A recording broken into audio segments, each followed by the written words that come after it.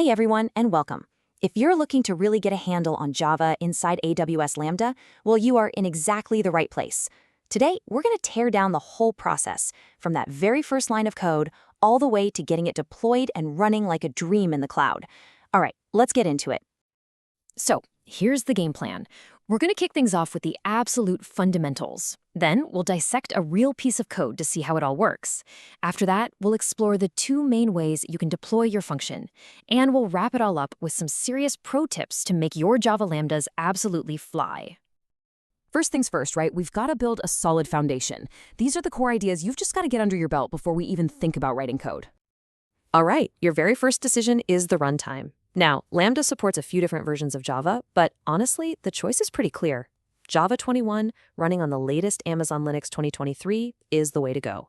It's got the newest features and the longest support timeline by far. Trust me, you're going to want to stick with the latest for the best performance and security. Now let's talk about the single most important piece of the puzzle, the handler. You can think of this as the front door to your code. When some event happens, maybe a file gets uploaded to S3 or an API call comes in, Lambda needs to know where to go. The handler is that where. It's the specific method that Lambda calls to kick everything off. If you get this concept, you're halfway there. Okay, enough theory, right? Let's get our hands dirty.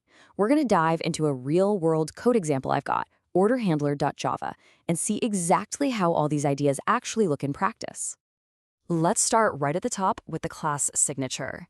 You'll see our order handler class implements this thing called request handler. This comes from an AWS library, and using it is a huge best practice. It's what we call a generic type, and it defines a clear contract. It tells us the input is going to be an order object, and the output will be a string. This is great because it gives us type safety, so our code is less likely to break. Now look closely at where this line is. See how it's declared static final? It's outside the main handler method. This is so important for performance. It means the S3 client gets created just once, when Lambda is setting up your function for the very first time, what we call a cold start. Then, for every single request after that, it just gets reused. This saves a massive amount of time. So what's happening inside the handler method itself? Well, you can see it takes two arguments, the event, which is the incoming data, and this context object. We use system.getEnvironment to grab the bucket name from an environment variable, way better than hard-coding it, and we use context.getLogger to write logs which automatically show up in CloudWatch. Super convenient.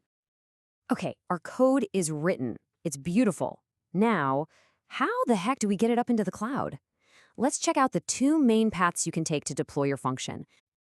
You've basically got two choices. On one hand, there's the traditional .zip or jar file archive. This is super simple, straightforward, and great for smaller projects.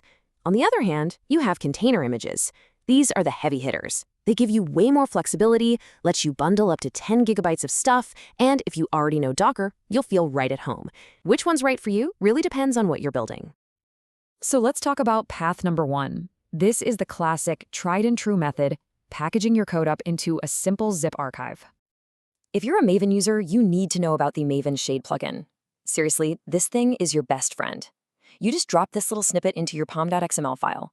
Its job is to create what's called an uber jar, which is just a fancy way of saying one big file with everything in it. Your code, all of its dependencies, the whole shebang.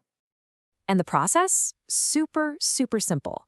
Once that plugin is in your pom.xml, you just open your terminal and run mvn package. That's it. It spits out a jar file in the target folder, and you can just upload that file directly to Lambda. It really doesn't get much easier than that. All right, on to the second path, using container images.